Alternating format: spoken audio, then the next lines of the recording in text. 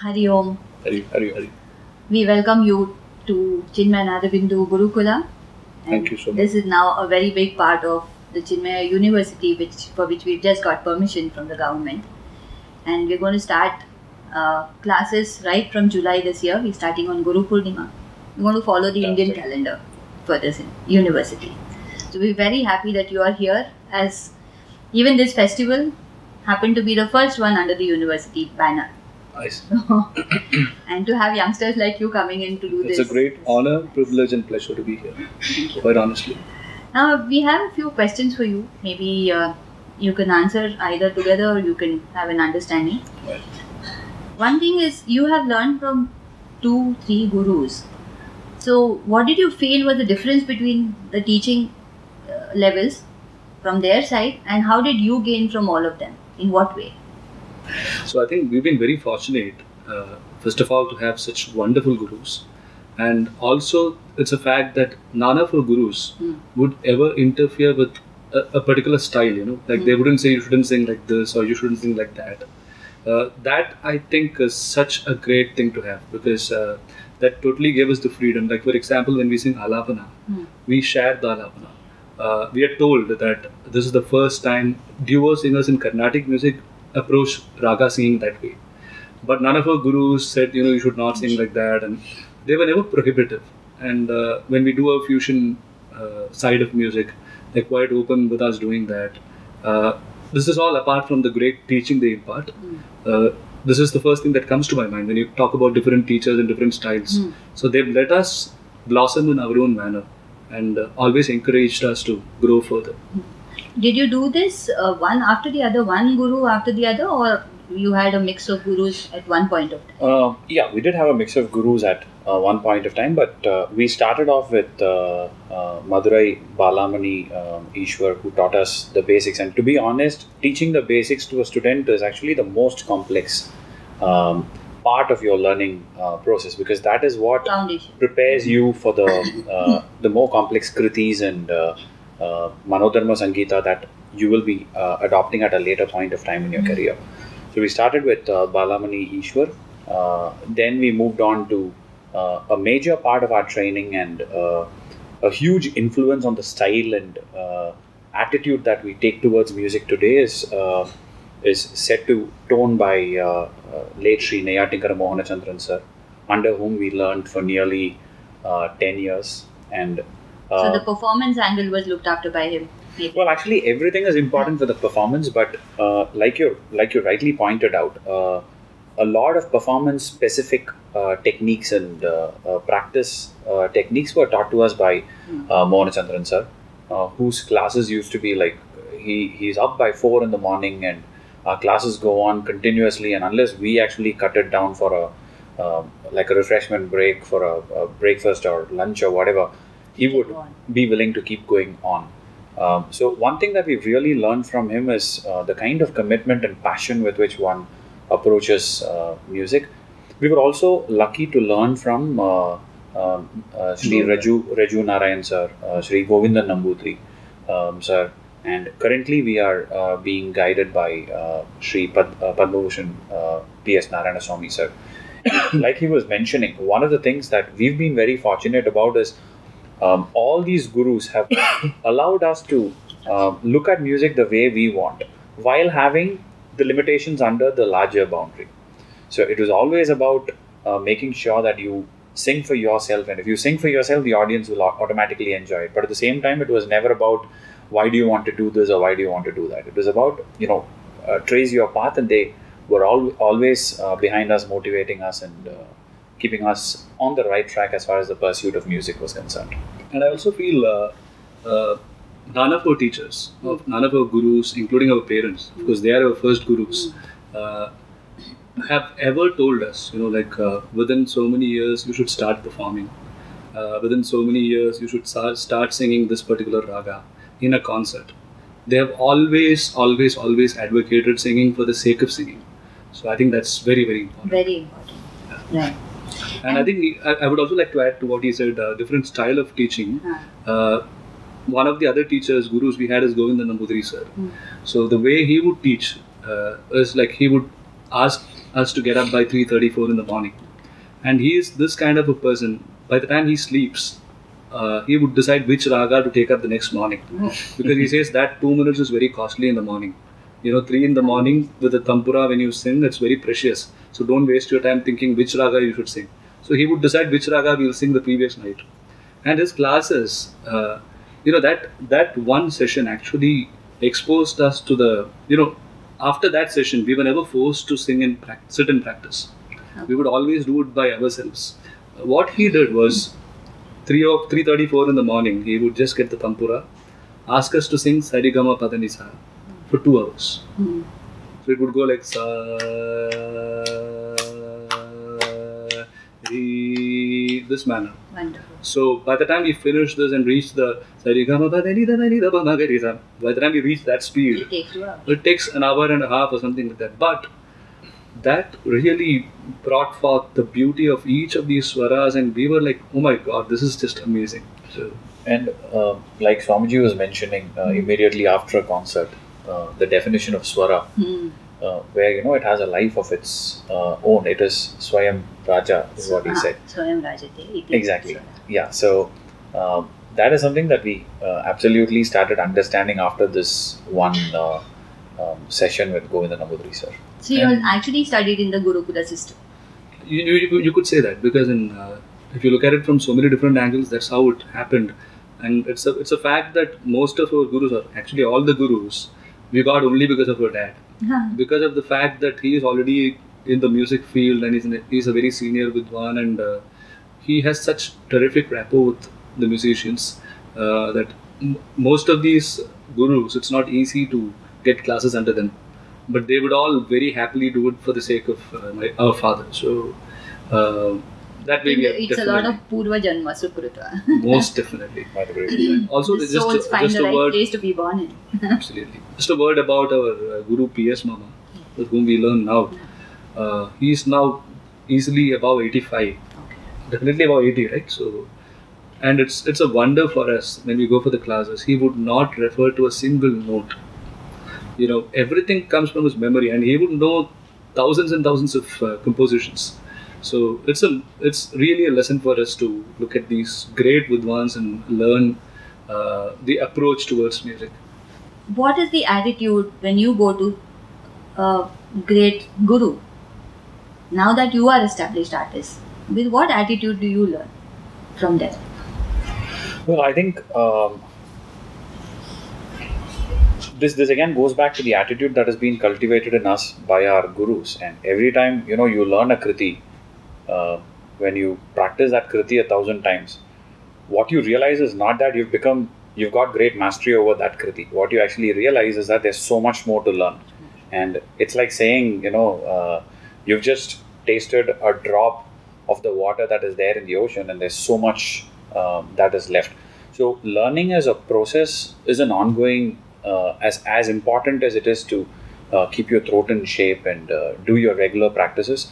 Learning is something that needs to keep happening, because if not for the saintly composers like Tyagaraja Swami, Muthuswami Dikshitar, etc., some of the very rare ragams that are there, it will be very difficult to actually take them up for an alapana or manodharma.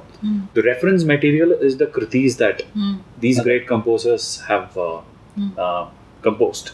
So it is on that basis that, for example, a ragam like Narayana Gaula, if not for Sri Ramam in that particular ragam by Muthuswami Dikshitar, we wouldn't really know where that jaru has to come or where that particular pidippu has to come. So by learning new kritis, you're not simply adding to your list of kritis that you know, but you're also adding a lot of value to the kind of improvisational music that you produce in a live concert. You get some spaces or places Absolutely. of elaboration from the kriti itself. Absolutely. And I think we've been very fortunate that our gurus have been very forgiving. We have been definitely quite naughty, especially during our earlier days, and so we personally can never be like them. If some of our students behave that manner, I don't think we'll be very polite. So, but we've been very fortunate. But having said that, one thing that is always there, the aspect of respect for the gurus, that we've never ever compromised. So you might be naughty, you might be a little playful in the class, all that is fine as long as the bottom line you have that reverence and respect for your acharya in the real sense. And it is a fact, when you have that kind of a respect and reverence, the vidya or the knowledge automatically blossoms. We know for sure that many kritis, our guru would just sit there and sing, and by the end of the session that raga would have started happening within our mind. So there is absolutely no doubt about all these things. And I think one of the other aspects that all our gurus have laid a lot of emphasis on is also to try and understand the meaning of kritis and where the certain when you are singing Split the word. the split of the words. So they had like a very clear Mohanachandran sir, for example, had mastery over close to 11 to 12 languages. Oh. So he knew by the tip of his fingers what a particular Word. phrase meant and where a particular word had to be broken up. And so that is something that they've. So sometimes even before singing, he used to actually liken a speech. Make you recite it. He would recite it like a speech and then make you sing it. You know, just to add on to what he said, in Jagadananda Karaka, one of the Pancharatna Kritis, it's a Sanskrit Kriti, and our guru would say that if you split it properly, there are actually 108 Ashtotarams. Oh. You know, like the way you do puja, like Jagadananda Karakaya Namaha, Jaya Janaki, like that, you know, so on and so things are forth. So when he would teach, he would initially repeat the Sahitya without the music. Like he would go on with Amarataraka Nijaya Kumudakita Paripurna Nagha Surasura Bhuja Tati Pajo Divasa Karna Sundaratara Padana Sudha Madhavajo Vrinda Govinda Sanantama Vrajarapta Shubhakara Aneka Jagadananda Karaka. So unfortunately, many times you hear the last part Govinda Sanandama Vrajarapta Shubhakara Aneka Jaga. That's the meaning. If you don't add that A there, Neka means one who has command over a limited sainya. So the meaning is gone. So he would stress on all these things. Again, the points like Aganita and Ganita. So he says that the Vanaras who came to help Rama were, you wouldn't be able to count them. It's countless. So Ganita is something that you can count. So there the meaning is Aganita. So those kind of things of, I think that has really shaped, when we learn a kriti today, we try as much as possible to... in any language you know the meaning. Yeah, we try to understand. There are still a lot of kritis where we don't know the meaning, but we do try. And you started this interview with talking about our gurus. It's something which we cannot stop talking about. So please let us know if we are running out of time. Okay, you are teaching also. What's teaching? Well, that is the biggest right now issue. You're performing. After having learned from these set of gurus and having seen the way that they actually teach, I'm a little worried to call myself out. We are a little worried to call ourselves teachers because, see, with all the touring that we do and the concerts that we have, it is very, very difficult, unfortunately, to get that amount of time for us to dedicate to students, and have the classes actually happen over Skype and all that. So whatever little time we have, we try to be absolutely committed.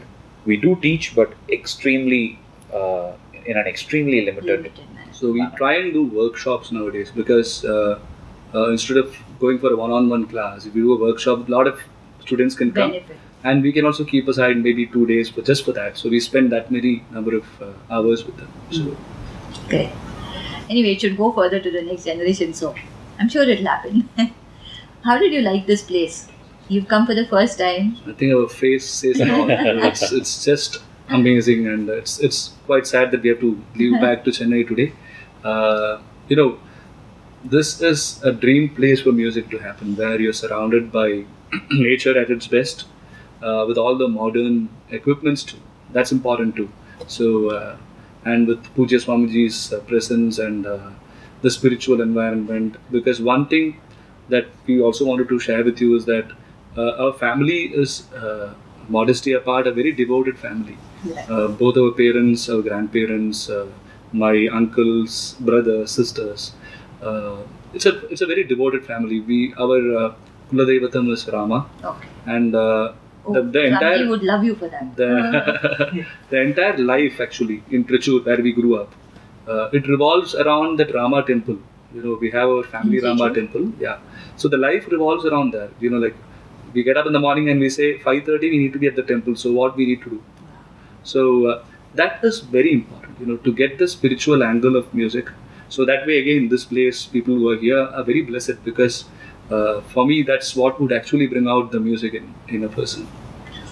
A quick question: what time would you get up every day for practice and all that? He can answer. I think it really varies. Due to your tours, it's fine, but otherwise, as a normal practice. Yeah, but even during normal days when we are, for example, when we perform in Chennai, the concert we have to train ourselves not to go to bed by 9, because some concerts go on till 9:30. So we don't want to get into a habit where we end up sleeping in between a concert.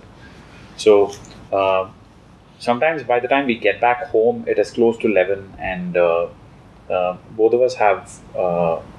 I have a son who's 3, and he has a son who's about 4.5. Okay. So that's only the time that we also get To play to with. spend time with them, and their sleep cycle is also kind of Revolving around when we come home. So early morning, if we have to wake up, we wake up. Timing doesn't matter, but normally about 6 to 7 is the Yeah, idea. but having said that, There have been before we days- started performing to this extent, Yeah. while we were at Trichur, I think it was a routine for us to get up by 4 in the morning, 4:30. So we would have our practice at 4:30 to 6:30, and we still miss that, because singing at that part of the day is something. It's And I think definitely we were also kind of carrying it on when the two of us were working to an extent, because sometimes when we go to office, you never know when you can get back home. So the whole day started with making sure that we got This 2 to 3 hours happens. of practice, so that by 4 to 7 we are done with our practice and then basically go to office. But now, with so many things happening apart from the music front, we are also into production, a little bit of like filmmaking, and so with all that, time is a bit. So I think one of the key reasons why we can take it a little easy is the fact that we are now into music full time. Full. So, I mean, one thing for all of us is that we just cannot afford to miss practice. That has to happen like breathing every single day. So, the fact that, if you don't get up in the morning, you have time in the afternoon. Do it sometime. Yeah. So, that flexibility is And it needs to be. It's also important for the voice to get a certain amount of sleep into the system. Otherwise, you start feeling a bit of a strain on the voice. So whether we like it or not, obviously we like it, but obviously we need about 5 to 6 hours of Understand. sleep a day. But practice is most important at Absolutely. whatever stage you are. Absolutely. I mean, I would like to recount one of the very famous quotation of Pandit Ravi Shankar, the sitar maestro. So he used to say, if I don't practice for 1 day, nobody notices. If I don't practice for 2 days, I will start noticing. If I don't practice for 3 days, the audience start noticing. So, and this was said by him when he was already, some 75, 80. At that age, he was making a mention. So I think as youngsters, we should try and do a lot. No compromise on that. Absolutely. What do you think? Because we are planning this Gurukula style of teaching here. So the whole morning we are going to plan and teach, and the afternoon we leave them to practice on their own, Right. things like that. So in the Gurukula system, do you think cross training also will help? Because we also want to equip them with other streams of knowledge, including maybe languages but if I'm a vocalist, I should know a little bit of tabla. Right. If I'm a flautist, then I need to know a little bit of vocal, things like that. So do you think that's a good idea? Personally, I would say it's very important to get the foundation right in one aspect Yes. initially. Yeah. So once that has happened, then once again, I think it's again a very personal thing, because it totally depends on the nature of that particular individual. Like, I would never force somebody to go and learn, let's say, guitar for the sake of it. At the same time, if somebody comes up with a thought saying, I've been learning vocal, why don't I learn a little bit of Mridangam? If he's actually interested, so be it. So the other aspect that we really take seriously is the listening part. That itself is a lot of cross training happens there, because you listen to, let's say you listen to a Carnatic concert, you listen to the violinist, you listen to the Mridangam Vidwan, to the Ghatam Vidwan. So this listening itself adds a lot of value. But as you rightly said, it's important for us to point it out and say, see, there are so many things you guys can get trained in. And then it's up to them to take a call. And I think it's also, it's also important apart from, so for example, apart from the cross training within a particular genre of music, it's always a good idea to also be exposed to Other kind. different genres of music, because today in the world, music is one huge bucket into which there are so many different kind of genres that are coming in, and there's so much of possibilities of collaborations today. And what I mean by collaborations is not just two people getting together and randomly playing, but in terms of if there is an understanding from either side of what the strengths of the other side are and where the real merging can happen, it's a very different genre of music that can be brought up. Yeah, we're seeing that in your Namami Gange, and now we just heard the rough. And again, Rough for us, track one thing we've been fortunate again is that our parents would never say you should listen to only this kind of music. So right from our young age, we've been exposed to both Carnatic and Hindustani film music and even rock music. So that helps in its own way, where you don't basically put a barrier around yourself. Of course, there are certain things you should never listen to in your life, but let's not go there. Anyways. And I think it's also, both of us were part of the school choir. Okay. And so right from that age, the whole, as part of the school choir, you sing parts, you sing harmonies and all that. Those are interesting things to, bring about. Adapt. That's adapt what you've and- done even we, during your we proper Carnatic classical we love concert. to. We love to. It sounds nice. Very nice. What's your connect with India? Oh, India is something very, very. We would like to be a lot more patriotic. It's very easy to act patriotic, and most of the times I think that's what I do. But I would really love to feel the actual patriotism within me, and it's actually when we travel abroad that we really come to know what India is, what India has given each one of us. No other country in this world could even dream of giving us. The fact that we are born with God-fearing attitude, the fact that we have a family system in place, the fact that we respect parents and gurus, the fact that we bow down to elders in front of us. I don't think this kind of a system even exists elsewhere. So it's too difficult to put it in words. Yeah, I think so. Yes, India for me is rightly called the Vishwa Guru. They're without a question. And That's a beautiful Swami Vivekananda said before he traveled, I think, to the Chicago address or something. Yeah. So he said, before I left India, I knew India was sacred, but after I came back, I know every gravel of sand or every gravel of soil that this land has is unparalleled. So, I mean, we love this country, and we're all fortunate to be Obviously. Indians. very, very fortunate to be. It is a fact that there are a lot of fronts in which we, as citizens of this country, have to improve. Like Swachh Ganga as a mission, we've been very closely associated. How did you with. get involved in Swachh Ganga? So that happened. Okay, now we are again Sorry. going to. It's a big topic. You're going to let me talk a lot because we love talking about. We'll put it concisely though. So we are big fans of Narendra Modi ji. So there was this talk he gave in the US, right, in Madison Square Garden. So he talked about Ganga so passionately, and we were all so thrilled because it's the first time. Unfortunately, we've seen occasions where an Indian diplomat goes to the United States and starts begging. There is no need for that. We are a very rich country. So when the Prime Minister spoke so fondly about Ganga, and he spoke so highly about the culture and all that, it just struck us that we need to do something as musicians. And Ganga is, even though we are born in South India, it's very close to all of us. So I think rest of the story. Yeah, I mean, so what we did is we just composed an anthem.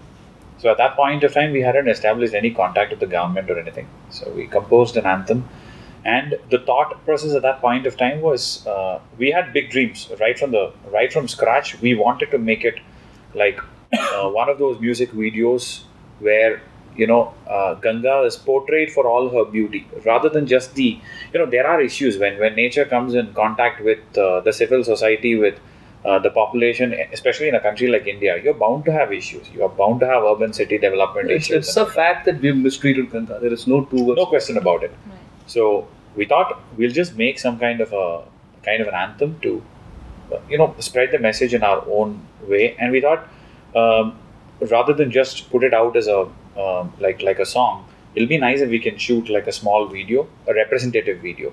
So we dispatched our team to Varanasi and got a few wide shots of the Ganga, and so that's where the thought came up that before we just release it privately, why not try to send this to the government and put to them a concept. And if the concept clicks, you will have the possibility of making this much bigger, which was what our dream was. So we sent it to them, and just like any other person, we just sent it to them by courier. And within 10 days, we got a reply from them saying that the ministry has seen the music video and the concept, and everybody is in love with it. Why don't you guys come over to Delhi? Let's have a talk about how you can take it forward. And then it took 1 year for us to, finally set everything in motion. There were too many things coming into the picture. And luckily for us, it's a very, very fund-intensive project because you're covering 2,500 kilometers of Ganga, traveling through 5 states and using. We didn't want to compromise also on the quality of things that we were using. So we basically used RED cameras and drones and Osmos and all that, which is basically what you use to shoot a Bollywood film. So we used all that and wanted to use all that. Luckily for us, we made a presentation also to State Bank of India, who are also the bankers to the Clean Ganga Fund. Okay. So they ended up loving the concept, and they said we'll also partner with you guys. So they came in with a financial support, and finally, the whole thing was in order. The music side itself was nearly 30 to 40 artists. Oh. The crew side, the film crew was nearly 30 to 40 people, and we did most of the recordings in A.R. Rahman's studio, and. So as they would say, the only thing that we can say is we were destined to do it, and completely God's grace. There's no question about it. Somewhere a thought is planted. Absolutely. And just to share this thought also, like music is the easiest way you make sure that all of them are rooted to a culture. What is the greatest thing we have? It's our culture. So if you look at any classical composition, be it Hindustani or Carnatic, it immediately draws you back and plants you back in the culture from which you've come. So that way, it's actually great that we are seeing something of this kind happening here, and because this is the only way we can make sure that Indians remain Indians, and that's so very important. We have something called Transforming Indians to Transform India. So Right. it's a big movement that's happening. Because unfortunately, as all of us would agree, the majority of us seem to imitate what we shouldn't from the West, and we don't seem to imitate what we should.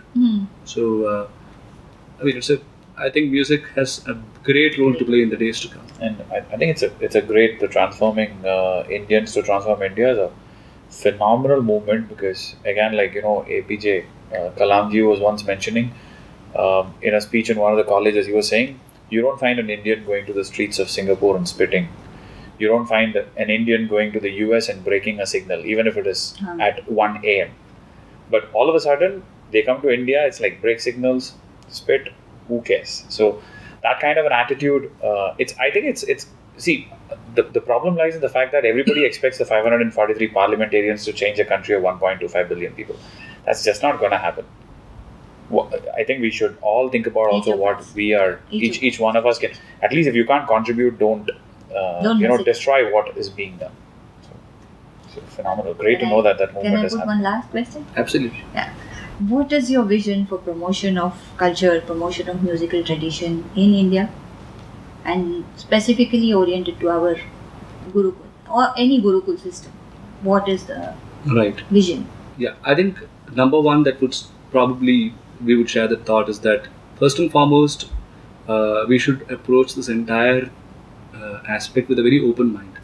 What I mean to say is that we have to be rooted in Carnatic or Hindustani or Indian classical, but I think it's very important to be open to other facets of music that could come in, because what this does, what we have seen with our own fusion concerts, is that somebody who's not even been aware of Carnatic music for a long time, he listens to an Namami Gange or a fusion concert, and he says, "Oh, there is so much in classical music," and comes.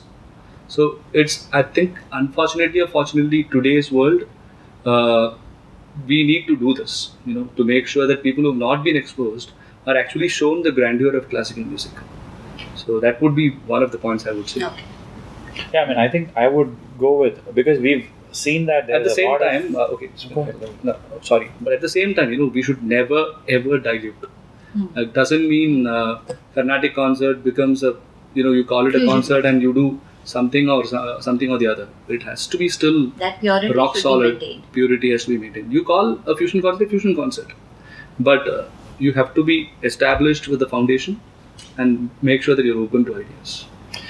So like he was mentioning, a lot of people sometimes don't understand what classical music is all about. And this is not a problem just in India. There's also a problem in the West. Okay. Sometimes classical music is not understood. Puts Some you off. people sometimes think that, oh, if I go there, I have to know what talam it is, what ragam it is, what is this, what is that, etc. When you present the same composition with a very different arrangement, and by different arrangement, I don't mean just call a drummer and call a keyboard artist and ask him to play with you. That's not what I mean. It has to have a very clearly set arrangement in terms of be it chord progressions or be it the beat you're approaching it with, etc. We found that when we go and perform, there are a lot of people who come to our contemporary music concerts because there's no stigma of the word called Carnatic music per se. So for them it is general music which anybody can enjoy. And then after that, when in the end we also try to make an announcement saying that what we used here is a Carnatic composition that has been composed in so and so raga and so tala, etc. And then you find a lot of these people actually They want to starting to come and witness listen to a Carnatic concert. Right. So there we don't obviously deliver the kriti in any different manner. So this was the same thing we were delivering before and what we were delivering after as well. But now the attitude of the person, the way he looks at classical music basically changes. So to that extent, it's important to season people that way. Even in one of I think A.R. Rahman was talking in an interview somewhere. So people were talking about one of these compositions he's done called Malargale Malargale. Mm-hmm. It's a beautiful song. So it was nearly 15 years after that song that the interview was happening. So the interviewer was basically asking him, sir, it's been 15 years, but even today, people hum that song, people sing that song. What do you have to say about it? He had a literally three word reply for that. He said, Indian classical music. That was his answer. So that is where the greatness of our music really lies. Yeah, I would like to reiterate what we are actually saying here is not that we should dilute. Correct. Absolutely no. You have to stick to the foundations, to the fundamentals of classical music. There is absolutely no doubt about it. Like you don't bring down your music to get mass popularity. That's the other way around. You bring them along. That's the way we need to do it. So doesn't mean you don't take up ragas which are rare and you say, if you sing rare ragas, They people won't may know. not. That's not the way. We need to make sure that, let's say in a concert, you mix it in the right manner. So you have popular compositions as well as rare ragas. So once upon a time, any raga was rare, right? It was at a later point of time, it became popular. So we have responsibility as musicians. We have. All of us have responsibilities. Sure. Nice talking to you. Thank you. So We much have for it so spending so much time with us. We love talking, so And you have seen it's that. good for us that you're talking. Thank you very much for coming. Thank you very Thank much you. for sparing this much time. And we'll want you to come again and again. It will be our pleasure. Maybe even to teach sometimes. Pleasure. Definitely. Thank you. And We you. will not be strict gurus.